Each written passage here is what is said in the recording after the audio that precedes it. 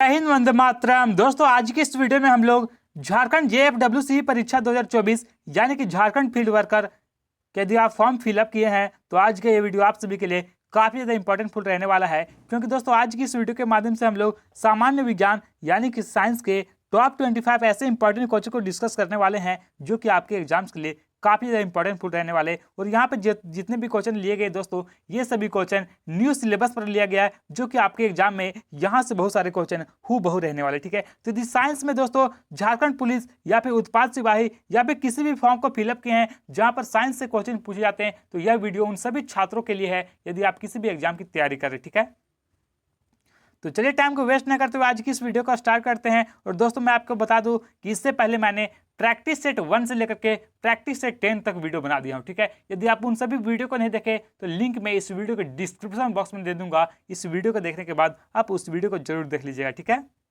और बात करें दोस्तों कि जो झारखंड फील्ड वर्कर का जो आपका एग्जाम होगा, ये आपका 3 पेपर में एग्जाम कंडक्ट होने वाला है। पेपर 1, पेपर 2 और पेपर 3। ठीक है, तो पेपर 1 जो होगा ये सिर्फ आपका क्वालिफाइंग पेपर होगा और पेपर 2 और पेपर 3 का जो फाइनल मेरिट लिस्ट बनेगा इसी के आधार पर आपका फाइनल सिलेक्शन होने वाला है। ठीक है, तो आपको तैयारी पेपर 2 और पेपर 3 की तैयारी करना है, जिसमें से पेपर 3 से आपके 120 प्रश्न पूछे जाएंगे और पेपर 2 में 100 क्वेश्चन पूछे जाएंगे। ठीक है, यानी कि 220 क्वेश्चन को तैयारी करना है। ठीक है, 220 क्वेश्चन में जिसका ज्यादा मार्क्स आएगा उसी का सिलेक्शन होने वाला है। ठीक है, अगला क्वेश्चन आपसे क्या पूछा गया है कि सूर्य में नाभिकीय ईंधन है। दोस्तों, सूर्य में नाभिकीय ईंधन की बात करें तो इनमें से कौन सा है जो कि सूर्य में नाभिकीय ईंधन है? हीलियम, यूरेनियम, हाइड्रोजन या फिर अल्फा कण। तो देखिए दोस्तों, सूर्य जो है ये आग का गोला है यानी कि गैसीय पिंड है। ठीक है, और इसमें जो हाइड्रोजन है ये एक नाभिकीय ईंधन है, यानी कि option number C right answer होगा हाइड्रोजन। ठीक है, हाइड्रोजन की बात करें तो सूर्य में कितना % हाइड्रोजन पाया जाता है? तो 71% जो है ये हाइड्रोजन पाया जाता है। तो ये भी आपको ध्यान में रखना है। ठीक है, हीलियम की बात करें तो हीलियम कितना पाया जाता है? तो 26.5% जो है वो हीलियम पाया जाता है। और अन्य गैस कितना पाया जाता है? तो 2.5%। ठीक है, तो ये भी आपको ध्यान में रखना। ठीक है, अगला क्वेश्चन क्या पूछा गया है कि हेनरी किसका मात्रक है? दोस्तों, हेनरी की बात करें तो ये इनमें से किसका मात्रक है? विद्युत धारिता का, प्रतिरोध का या फिर प्रेरक तत्व का या फिर इनमें से कोई नहीं। तो देखिए जो हेनरी है ये किसका एसआई यूनिट है? तो ये है प्रेरक तत्व, यानी कि ऑप्शन नंबर यहाँ पे सी राइट आंसर हो जाएगा प्रेरक तत्व का। ठीक है, और प्रतिरोध की बात करें, कई बार ये भी क्वेश्चन पूछा जाता है कि प्रतिरोध का एसआई यूनिट क्या होता है? तो प्रतिरोध का एसआई यूनिट होता है ओम। ठीक है, ये भी आपको याद रखना है कि प्रतिरोध का एसआई मात्रक क्या होता है? तो ओम। ठीक है, दोस्तों यहाँ पे जितने भी क्वेश्चन बताए जा रहे हैं ये सभी क्वेश्चन गवर्नमेंट एग्जाम के जितने भी एग्जाम्स हुए हैं वहां पर ये सभी क्वेश्चन पिछले 10 या 15 वर्षों में सबसे अधिक बार रिपीट हुए और आने वाले हर एक एग्जाम में आपको ये साइंस के क्वेश्चन दिखने वाले हैं। ठीक है, इसलिए दोस्तों आपको हर एक प्रश्न को अच्छी प्रकार से पढ़ लेना है ताकि आपके किसी भी एग्जाम में कोई भी क्वेश्चन नहीं गलत हो। और आपका स्कोर कितना आ रहा है आप सभी लोगों को लास्ट में कमेंट बॉक्स में कमेंट करके जरूर लिखना है। ठीक है, नेक्स्ट क्वेश्चन क्या पूछा गया जो कि मोस्ट इंपॉर्टेंट क्वेश्चन है कि खाना पकाने के बर्तनों के नीचे का बाहरी हिस्सा काला क्यों छोड़ा जाता है? दोस्तों, खाना पकाने वाले जितने भी बर्तन होते हैं उसमें आप सभी लोग देखते होंगे कि नीचे का जो हिस्सा होता है ये ब्लैक यानी कि काला रंग का छोड़ दिया जाता है। तो ऐसा किस कारण से छोड़ा जाता है? तो ऑप्शन ये में बोल रहा है कि उसे रोजाना साफ करना मुश्किल होता है। ऑप्शन बी में दिया गया है काली सतह ऊष्मा की सुचालक होती है। ऑप्शन सी में बोला गया है काली सतह ऊष्मा की कुचालक होती है। या फिर ऑप्शन डी काली सतह ऊष्मा की अच्छी अवशोषित होती है, अवशोषक होती है। तो देखिए क्वेश्चन नंबर 53 का जो राइट आंसर हो जाएगा ऑप्शन नंबर डी, काला सतह जो है ये ऊष्मा का सबसे अच्छा अवशोषित करता है। ठीक है, यानी कि ऑप्शन नंबर यहाँ पे डी राइट आंसर हो जाएगा। ठीक है, नेक्स्ट क्वेश्चन क्या पूछा गया है कि भाप से हाथ अधिक जलता है। दोस्तों, भाप से आप सभी लोगों को पता होगा कि हाथ बहुत ही ज्यादा जल जाता है अपेक्षाकृत उबलते हुए जल से। ऐसा किस कारण से होता है दोस्तों कि जल से कम जलेगा लेकिन भाप से देखिएगा तो ये बहुत ही ज्यादा गर्म होता है और तुरंत हाथ जल जाता है। तो ऐसा किस कारण से होता है? तो ये होता है भाप में गुप्त ऊष्मा होती है। जी हाँ दोस्तों, भाप में गुप्त ऊष्मा होती है जिसके कारण जो है ये तुरंत कोई भी चीज जल जाता है। ठीक है, ऑप्शन नंबर ये राइट आंसर हो जाएगा। अगला क्वेश्चन क्या पूछा गया है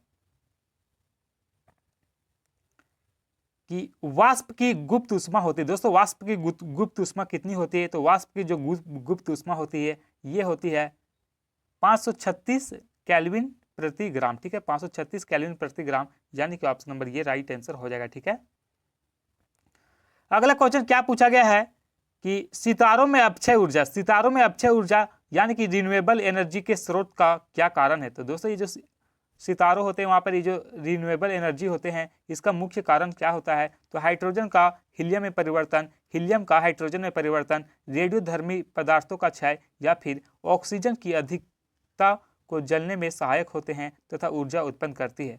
तो क्वेश्चन नंबर 56 का जो राइट आंसर हो जाएगा ऑप्शन नंबर यहाँ पे ये राइट आंसर होगा, हाइड्रोजन का हीलियम में परिवर्तन। ठीक है, सितारों में क्या होता है?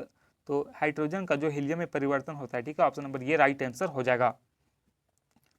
अगला क्वेश्चन है कि एक्सरे का आविष्कार किसने किया था? दोस्तों, ये जो एक्सरे है इसके आविष्कार की बात करें तो इसका आविष्कार किसके द्वारा किया गया था? तो एक्सरे का जो आविष्कार किए हैं ये किया गया है रोंटगन के द्वारा। ठीक है, ऑप्शन नंबर यहाँ पे बी राइट आंसर होगा, रोंटगन ने एक्सरे का आविष्कार किया था। Option number B right answer हो जाएगा। ठीक है, और ये जो मैडम क्यूरी है इसने क्या चीज का खोज किया है? तो इन्होंने दोस्तों ये रेडियम का आविष्कार किया था। ठीक है, मैडम क्यूरी ने क्या चीज का खोज किया है? तो रेडियम का। ठीक है, अगला क्वेश्चन है कि हृदय का क्या काम है? दोस्तों, ये जो हृदय है इसका मुख्य काम क्या होता है? तो हृदय की काम की बात करें तो इसका मुख्य काम होता है रुधिर को शरीर के विभिन्न अंगों में के पंप करना। ठीक है, रुधिर के शरीर के विभिन्न अंगों के पंप करना इसका मुख्य कार्य होता है। Option number D right answer हो जाएगा। ठीक है, अगला प्रश्न है कि रेशम का कीड़ा अपने जीवन चक्र के किस चरण में वाणिज्यिक तंतु पैदा करता है? दोस्तों, ये जो रेशम के कीड़ा होते हैं ये अपने जीवन के कौन से चक्र में वाणिज्यिक तंतु पैदा करते हैं? अंडा, प्यूपा, लार्वा या फिर इमिगो?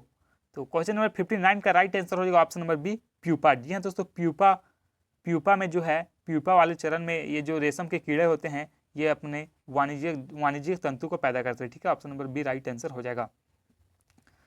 नेक्स्ट क्वेश्चन क्या पूछा गया है कि हाइड्रोपोनिक्स किससे संबंधित है? दोस्तों, जो हाइड्रोपोनिक्स है ये इनमें से किससे संबंधित है? मिट्टी के बिना पौधे की वृद्धि से या फिर पानी के बिना पौधे की वृद्धि से, आवाज का पानी के साथ संबंध से या फिर पानी की तकनीक का संरक्षण से? तो देखिए जो हाइड्रोपोनिक्स है ये किससे संबंधित है? तो ये संबंधित है मिट्टी के बिना पौधे की वृद्धि से। ठीक है, ऑप्शन नंबर ये राइट आंसर हो जाएगा। अगला क्वेश्चन क्या पूछा गया है कि क्यूसेक से क्या मापा जाता है? दोस्तों, मोस्ट इंपॉर्टेंट क्वेश्चन है कि क्यूसेक से क्या मापा जाता है? जल की मात्रा, जल की गहराई, जल का बहाव या फिर जल की शुद्धता? तो देखिए जो क्यूसेक होता है इससे क्या मापा जाता है? तो इससे मापा जाता है जल का बहाव। ठीक है, ऑप्शन नंबर यहाँ पे राइट आंसर होगा ऑप्शन नंबर सी जल का बहाव। ठीक है, अगला क्वेश्चन क्या पूछा गया है कि लैंप की बत्ती में तेल किसके कारण ऊपर उठता है? दोस्तों, बहुत बार ये क्वेश्चन एग्जाम में पूछा गया है कि जो लैंप की बत्ती में जो तेल ऊपर उठता है धीरे धीरे, तो ये किस कारण से उठता है? दाब अंतर से या फिर केशिकीय घटना से या फिर तेल की कम सियानता से या फिर तेल में कार्बोक्सिलिक समूह से? तो देखिए जो तेल लैंप के बत्ती में जो ये तेल उठने का मुख्य कारण होता है ये होता है केशिकीय घटना के कारण। ठीक है, ऑप्शन नंबर यहाँ पे बी राइट आंसर हो जाएगा, केशिकीय घटना। ठीक है, नेक्स्ट क्वेश्चन क्या पूछा गया है कि पृथ्वी का पलायन वेग कितना होता है? दोस्तों, आप सभी को पता होना चाहिए कि पृथ्वी का पलायन वेग यानी कि एस्केप वेलोसिटी। ठीक है, एस्केप वेलोसिटी कितना होता है? तो एस्केप वेलोसिटी की बात करें तो 11.2 किलोमीटर प्रति सेकेंड पृथ्वी का पलायन वेग है। ठीक है दोस्तों, पलायन वेग कहने का मतलब क्या है? तो जैसे मान के चलिए दोस्तों, किसी भी चीज को, किसी भी वस्तु को यदि आपको पृथ्वी के गुरुत्वाकर्षण से किसी दूसरी जगह फेंकना है तो उसकी स्पीड जो है वो 11.2 किलोमीटर से अधिक रहेगा, तभी वो किसी अपने मतलब कि पृथ्वी से बाहर जा पाएगा। ठीक है, जैसे कि चंद्रयान जो 3 गया था, ठीक है, चंद्रयान 2 या 3 जो गया था चांद पे, तो इसकी स्पीड यदि 11.2 किलोमीटर से कम होती तो ये पृथ्वी के गुरुत्वाकर्षण से बाहर नहीं हो पाता। तो इसी को कहा जाता है कि यदि 11.2 किलोमीटर से प्रति सेकेंड से इसकी स्पीड अधिक होनी चाहिए। ठीक है, नेक्स्ट क्वेश्चन क्या पूछा गया है कि भू स्थिर उपग्रह यानी कि जियो स्टेशनरी सैटेलाइट का आवर्तकाल कितना होता है? तो देखिए जो भू स्थिर उपग्रह यानी कि जियो स्टेशनरी सैटेलाइट है इसका आवर्तकाल की बात करें तो 24 घंटा इसका आवर्तकाल होता है। Option number C right answer हो जाएगा। ठीक है, और परिक्रमण काल की बात करें दोस्तों कि ये जो जियो स्टेशनरी जो सैटेलाइट होते हैं, ठीक है, भू स्थिर उपग्रह जो होते हैं ये पश्चिम से पूर्व की ओर परिक्रमा करते हैं। ठीक है, और ये उपग्रह जो है वो पृथ्वी के तल से लगभग 36,000 किलोमीटर की ऊंचाई पर रहकर पृथ्वी की परिक्रमा करते हैं। तो ये भी क्वेश्चन कई बार पूछा जाता है एग्जाम में कि ये जो जियो स्टेशनरी सैटेलाइट होते हैं ये पृथ्वी के सतह से कितनी दूरी पर होते हैं? तो लगभग 36,000 किलोमीटर। ठीक है, ये आपको याद रखना। ठीक है, अगला क्वेश्चन 65 नंबर में आपसे क्या पूछा गया है कि किसी तुल्यकारी उपग्रह यानी कि जियोसिंक्रोनस सैटेलाइट की पृथ्वी की सतह से ऊंचाई लगभग कितनी होती है? दोस्तों, मैंने आपको बताया कि जो कोई भी उपग्रह है यानी जियोसिंक्रोनस जो सैटेलाइट है इसकी ऊंचाई पृथ्वी तल से कितना ऊंचा पर होता है, तो 36,000 किलोमीटर। ऑप्शन नंबर ये राइट आंसर हो जाएगा, 36,000 किलोमीटर। ठीक है, अगला क्वेश्चन है कि रसायनों का राजा किसे कहा जाता है। दोस्तों मोस्ट इंपॉर्टेंट क्वेश्चन, आप सभी लोग इस क्वेश्चन को याद कर लीजिएगा कि रसायनों का जो राजा है ये किससे कहा जाता है। तो देखिए जो रसायनों का जो राजा है ये कहा जाता है H2SO4 यानी कि सल्फ्यूरिक अम्ल को जो है जो कि रसायनों का राजा कहा जाता है। ऑप्शन नंबर ये लॉक हो जाएगा, सल्फ्यूरिक अम्ल। ठीक है, H2SO4। अगला क्वेश्चन है कि आग बुझाने वाली गैस है। दोस्तों इनमें से कौन सा है जो कि आग बुझाने वाली गैस है? ऑक्सीजन, हाइड्रोजन, नाइट्रोजन या फिर कार्बन डाइऑक्साइड। तो आग जो बुझाने में जो गैस का प्रयोग किया जाता है ये कौन सा गैस का उपयोग किया जाता है? तो कार्बन डाइऑक्साइड। ठीक है, option number D right answer होगा, कार्बन डाइऑक्साइड। ठीक है, अगला क्वेश्चन है कि इलेक्ट्रिक बल्ब के निर्माण में किस कांच का उपयोग किया जाता है। दोस्तों जो इलेक्ट्रिक बल्ब होते हैं इसके निर्माण में इनमें से कौन सा कांच का उपयोग किया जाता है? मोस्ट इंपॉर्टेंट क्वेश्चन है। तो पायरेक्स कांच या फिर फ्लिंट कांच या फिर रेशेदार कांच या फिर इनमें से कोई नहीं। तो देखिए जो इलेक्ट्रिक बल्ब बनाए जाते हैं इसमें किया जाता है फ्लिंट कांच का उपयोग। ठीक है, option number B right answer है, फ्लिंट कांच का उपयोग किया जाता है। और ये जो पायरेक्स कांच होता है इसका उपयोग कहाँ पर किया जाता है? तो प्रयोगशाला के जो उपकरण होते हैं दोस्तों उसको बनाने में पायरेक्स कांच का उपयोग किया जाता है। वहीं रेशेदार कांच की बात करें तो इसका उपयोग कहाँ पर किया जाता है? तो बुलेट प्रूफ के जैकेट जो बनाने में उपयोग किया जाता है। बुलेट प्रूफ के जैकेट बनाने में कौन सा कांच का उपयोग किया जाता है? तो रेशेदार कांच का। ठीक है, ये भी आपको ध्यान में रखना है।